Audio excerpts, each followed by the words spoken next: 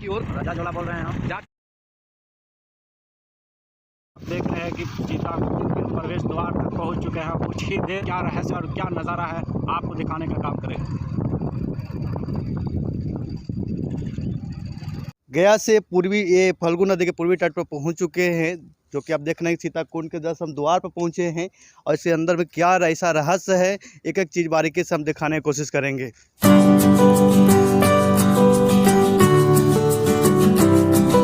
हम द्वार से अंदर आते ही आप देख रहे हैं कि ये सूर्य मंदिर है और यहाँ पर देख रहे हैं कि ये सीता माँ के पैर चरण का यहाँ पर दिखाया गया चित्रण है।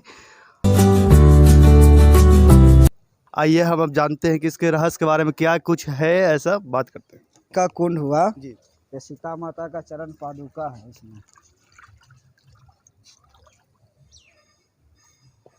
यही सीता माता का कुंड है और यहाँ भगवान सूर्य नारायण का दर्शन है, रामचंद्र जी, माता सीता, सूर्य नारायण का। देखिए इधर में भगवान रामचंद्र जी है, ये सीता माता है। ये सीता माता इसी तरीका से इस नदी में बैठकर अपने ससुर को पिंडदान दिए थे, दशरथ महाराज को। जब यहाँ भगवान रामचंद्र जी, माता सीता जी और लक्ष्मण जी पंचवटी नासिक से भगवान गया जी में आए थे पिंडदान देने के लिए। तो इसी तरीका से माता सीता को बैठाकर दोनों भाई चल गए बाजार सामग्री लाने। उतने बीच में दशरथ महाराज ने आकाशवाणी की, पुत्री मुझे पिंडदान दो। तो सीता माता ने बोला मेरे पास तो कुछ पिंड का सामान नहीं है, अगर आपको दोनों बेटा पिंड का सामान लेकर आएगा तो मैं आपको पिंडदान दूंगा। तो दशरथ महाराज ने बोले जो भी कुछ है मेरे को दे दो, नहीं तो मेरे आत्मा को मुक्ति नहीं मिलेगा। क्यों? फिर माता सीता ने कहा मेरे पास तो सिर्फ नदी का बालू है, बोलिए तो मैं आपको नदी का बालू का पिंडदान दे देता हूँ। तो दशरथ जी कहा जो भी कुछ है मेरे को दे दो, नहीं तो सूर्य डूब जाएगा तो मेरे आत्मा को मुक्ति नहीं मिलेगा। तो ही माता सीता ने उनको 3 पिंड बालू का देकर उनको आत्मा मुक्ति करा दिए। जब दोनों भाई बाजार से सामान लेकर आए, चलो सीता मैं पिंडदान देता हूँ, तो सीता मैया ने बोला मैंने तो पिंडदान कर दिया। तो रामचंद्र जी ने पूछा कोई साक्षी है, तो सीता माई बोले मैंने 5 को साक्षी रखा, उसमें 4 ने झूठ बोल दिया और 1 ने सच बोला। इस नदी ने पूछा रामचंद्र जी ने अपने सीता जी को पिंड करते देखा फल्गु नदी, तो ये नदी अपना लोभ में झूठ बोल दी, मैंने नहीं देखे। तो इनको श्राप दे दिए, तुम 8 महीना अंदर वाहिनी रहेगी, बाकी 4 महीना तुम्हारे ऊपर जो बरसात का जल होता है वो तुम्हारे ऊपर रहेगा। दूसरा यहाँ का ही स्टोरी है। और नीचे में जाएंगे तो दशरथ जी का हाथ अभी भी ऐसा निकला हुआ है में जाइएगा। जैसा कि आप देख रहे हैं यहाँ क्या रहस्य है, आपने एक एक चीज़ बारीकी से देखा और आगे क्या है वो हम एक एक चीज़ बारीकी से दिखाने की कोशिश करेंगे। यही वो फल्गु नदी है जिसे श्राप सीता माता ने दिया था, और जैसा कि देख रहे हैं बिल्कुल सूखा हुआ दिख रहा होगा। यही वो बरगद का पेड़ है जो कई पीढ़ियों के दर पीढ़ी आते रहे हैं। बरगद का पेड़ पीढ़ी दर पीढ़ी बच रहा है और यहाँ पे ही पिंडदान सीता माता ने की थी, जो कि अभी चरण देख पा रहे हैं उनका। और आगे क्या है जो हर एक चीज़ बारीकी से आपको दिखाने की कोशिश करेंगे। आप ये सीता कुंड के पास पहुँचे हैं, कैसा नज़ारा लग रहा है आपको? बहुत अच्छा लग रहा है। हम लोग महाराष्ट्र से है। मेरा नाम भारती मनोज चित्ते है, राष्ट्रवादी कांग्रेस की मैं वहाँ की कार्याध्यक्ष हूँ। यहाँ आए, बुद्ध गया घूमे, पिंडदान किया, अभी सीता कुंड घूमने के लिए आए इधर। कैसा लगा? अच्छा लगा एकदम। यहाँ सीता जी ने ब्राह्मण लोग को श्राप दिया था कि वो साक्षी नहीं हुए थे, पिंडदान उन्होंने किया था तब, तो वो देखने के लिए आए थे हम लोग।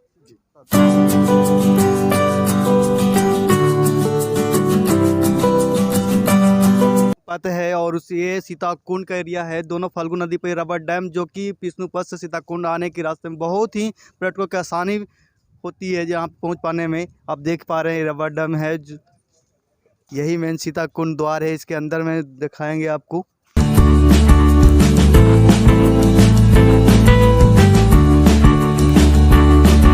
हम सीता कुंड के अंदर में आ रहे हैं और जो कि दिखा पा रहे हैं कि उनकी जो पिंडदान करके हाथ में जो लिए थे राजा दशरथ जी, उन्हीं का ये चित्रण है, ये उन्हीं का हाथ है।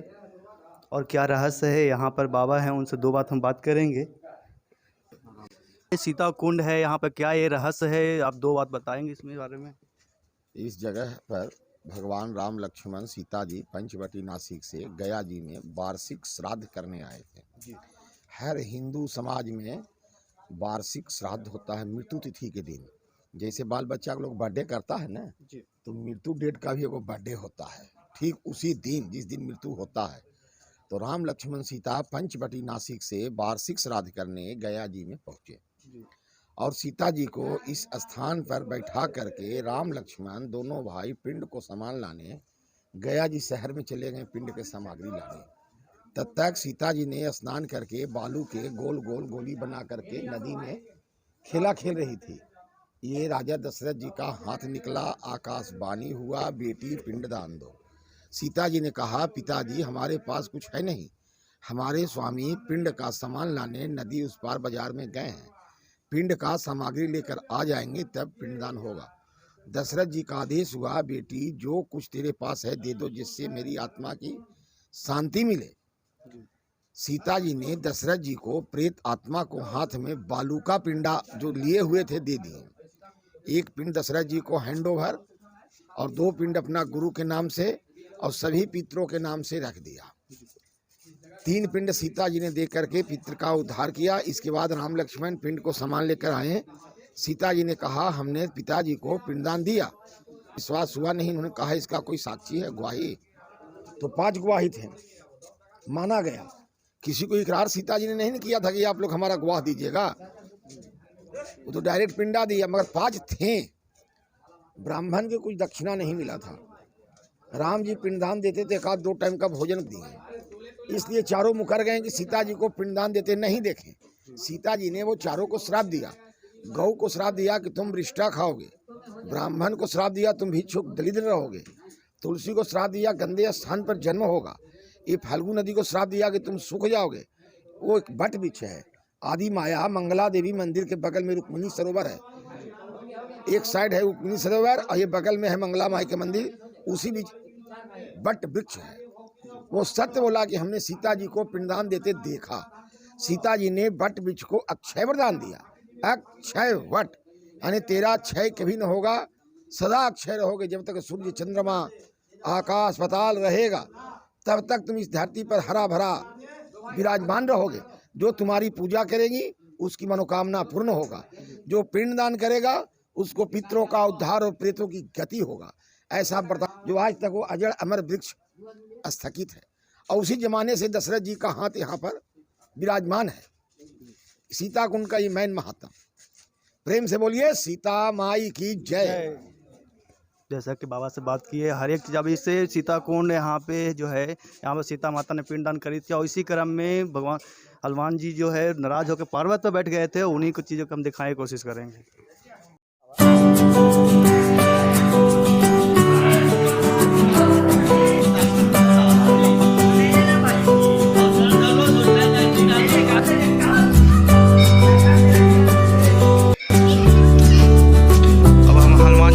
जा रहे हैं पहाड़ पे, कहाँ वो रूस करके बैठे हैं, हम उनको दिखाने जा रहे हैं। हम पहाड़ की ओर जा रहे हैं। अब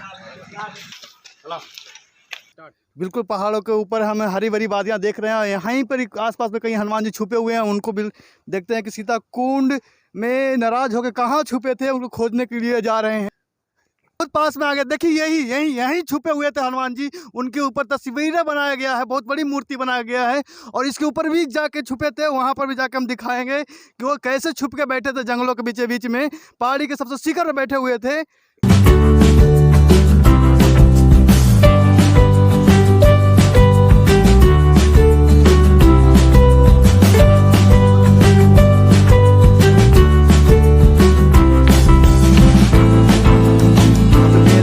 मंदिर है और अभी भी हनुमान जी का जो कार्य यहाँ पे प्रतिमा का पूर्ण कार्य किया जा रहा है। अभी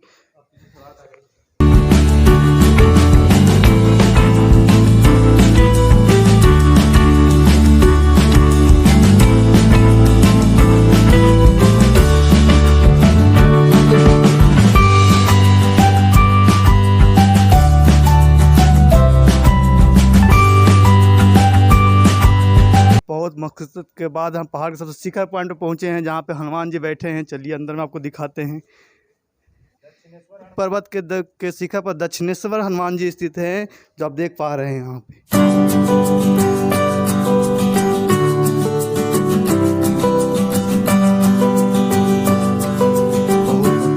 बाद सबसे शिखर पर बैठे हुए हैं हनुमान जी, जो कि आप देख पा रहे हैं यहीं बैठे थे सबसे शिखर पॉइंट पर। यहाँ पे क्या कुछ ऐसा है जो हम बाबा से बात करेंगे। सभी भक्तों को जय श्री राम। और यहाँ पे इस मंदिर का नाम हो गया नागकुट, इस पहाड़ का नाम हो गया नागकुट पर्वत, जहाँ पे दक्षिणेश्वर हनुमान जी विराजमान है। यहाँ पे ये आदिकाल से यहाँ पे विराजमान है।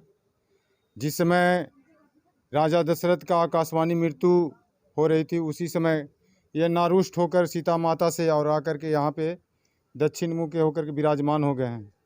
इनका नाम दक्षिणेश्वर हनुमान जी है। इस पहाड़ का नाम हो गया नागकुट पर्वत। मैं यहाँ का पुजारी हूँ और सभी भक्तों से निवेदन है कि 22 मार्च 2023 से इस नागकुट पर्वत पे भव्य यज्ञ का आयोजन होने जा रहा है। तो तमाम श्रद्धालुओं से निवेदन है कि आएँ एक बार और अपना श्रद्धा सुमन अर्पित करें और आशीर्वाद लेकर के जाएं।